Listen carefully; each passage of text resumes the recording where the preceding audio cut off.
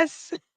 You probably wondering what the S stands for, y'all. Gonna find out in just a few seconds. But first, I want to say good morning to y'all. It's another Tea and Talk Tuesday with LaTonia. No, it is not Tuesday. It is Wednesday. So you are not bugging. All right. But it is definitely the name of this live. So I want to make sure I stick with that and basically want to remind you that if you haven't already, that there is a book and the book is called Mission Rich and Profit Powered. Yes, I'm going to grab a copy. Mission Rich and Profit Powered. It is a very direct, um, very intentional way to tell you the story of how I literally took 20 years to gather some information through trial and tribulation. Yes, many tears, many struggles, to get to a place to have the expertise to share with you how to transform your passion into a fully funded business, whether nonprofit or for profit.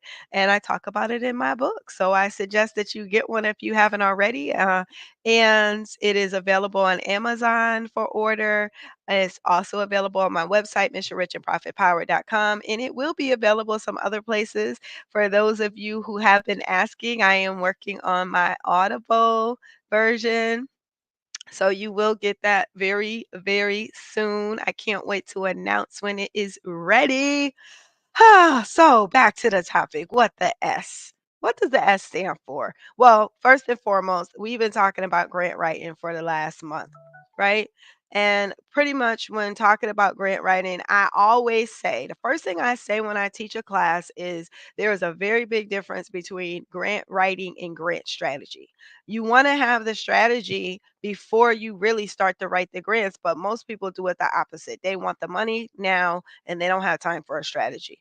That is actually one of the biggest problems with many of our entities. People do not have strategy. If you don't have strategy, you are not going to be successful. As a matter of fact, my pastor was teaching this past Sunday, and he quoted that very well-known quote: if you fail to plan, then you plan to fail. If you fail to plan, then you plan to fail. That's what he said. Plain and simple. We know that's a famous quote. We know we've heard that many a times, but we forget it and we let it go in one ear and out the other ear. And then we wonder why our businesses are not flourishing. I had to let that sink in for a second. See, because the reality is that most of the time we know, but we operate as if we don't know. And that can be a detriment to our businesses. Now, I am not saying that when it comes to strategy that we are just aimlessly walking through life. What I am saying is that you're aimlessly running your business. Because sometimes the reason why we can't get to strategy is because we're overstretched, overworked, all these other things. And that's why it's important to have somebody that can help guide you through the process, help you to assess what it is that you need to do, and really be able to help you get on track. Because what I've always found, every single client that I've worked with that I've helped get them to a place of success, is that they already have most of the answers. They needed some input, they needed some guidance, but a lot of the vision and passion that they need to be able to get to where they need to go are in them. They just need somebody to help them to develop the strategy to be able to carry it out. So today we're going to talk briefly about what the definition of strategy is. Now, there's a few definitions that I found, and I thought they were very interesting and pretty much point to the same thing, except for one. There's a surprise one that I have to tell you, as I had to mention definition, but we'll get to that soon. All right, so the first one is a plan of action or policy designed to achieve a major or overall aim. A action or policy that's designed. So most of the time when we think about strategy, first of all, most of the time people aren't thinking about strategy. Strategy is what separates the hobbyists, I guess, the wannapreneurs, the I think I'm a preneur. Malik, you got that. Um, that separates those from the real entrepreneurs, the real business leaders, right? Because at the end of the day, anyone who thinks it's a waste of time to sit down and actually it's early, y'all. Not too early to be doing this live, but it's a little early because I don't usually do lives this early. So y'all have to excuse me. At any rate, a plan of action or policy. So that tells me, and it should tell you, that the reason why you are not able to do what it is that you need to do because you are not following a plan. A policy governs the way that you do things.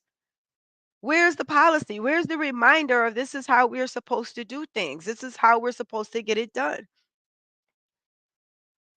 to achieve a major or overall aim. So, whatever your overall aim is or your major. So, it doesn't always have to be the strategy is the biggest thing to focus on, right? What I mean by that is you don't have to pick, let's say you want your revenue to increase 100%. That's a strategy that you'll create in order to have your revenue increase 100%. But what it's also saying is that's not the only thing you should be being strategic about. An overall aim might be your revenue, but a major aim might be how do I hone in on my target market or population? How do I hone in on who it is that I serve with my programming? Okay. Number two is setting goals and priorities, determining actions to achieve the goals, and mobilizing resources to execute the action. This part is crazy for me because, yes, it is very similar to one, but the part that really stands out for me in this one is mobilizing resources to execute. When we have a strategy, we are able to pull together the things that are needed. Now, resources are not just tangible things like technology, a computer, a laptop, money. Resources can be people. Human capital is a real thing. And a lot of times we have all the other stuff sitting there waiting to be worked on because we don't have the human capital to be able to get it done. And that is one of the elements of our strategic plans and our strategies that most people do not pay attention to. So last year I did a really good job of focusing on like getting my book done and like every year I have these plans of what it is that I want to do, right? And I have these long-term goals.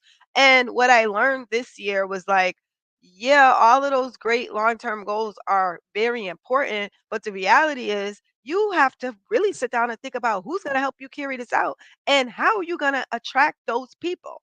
Attractability isn't just about getting money. Attractability is also about getting the right people in your space so that you can get the work done in level capacity. I was just sharing with somebody on the other day, like, you need an assistant. You need a personal assistant. And she agreed because she know I was right. But at the end of the day, like we all are getting into a place as we continue to grow where you need to capitalize on your ability to strategize. And if you don't have the ability to strategize because that's not something that's your forte, that's okay. That's why you have people like me. We can help you figure that out, right? So, the third one is a strategy describes how the ends or the goals will be achieved by the means, the resources. So there are three parts to your strategy, is what this is saying.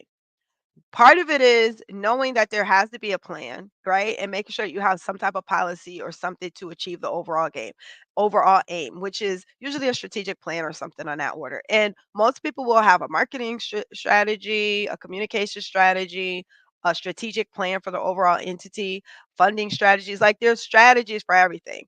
I talk a lot about grant strategy because the grant strategy to me really encompasses a lot of the other things and it requires us to really pay attention to all of the other strategies that we should have in place and that we need to implement.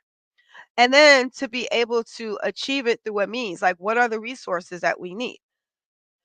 Now, I told you I had a had to mention definition. Y'all know I used to be a rapper, right? I'm not gonna rap today, but I used to. And so the art of planning and directing overall military operations and movements in a war or battle. So this goes back to military strategy, right?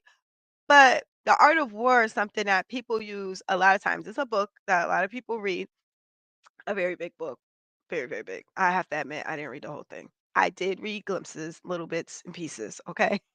I did not read the whole thing, but I read enough to know that you can take any kind of process of how to develop strategy from any sector and move it into another sector. Because literally, when you're talking about the art of war, that can be used for negotiations, that can be used for funding conversations. I mean, you can take the strategy as a transferable skill into any other setting and be successful, right? And the reality is that if you are a business owner, if you are a ministry leader, if you are a nonprofit owner or co-founder, not runner, because we all know nonprofits don't have a single individual that dictates. You have a board.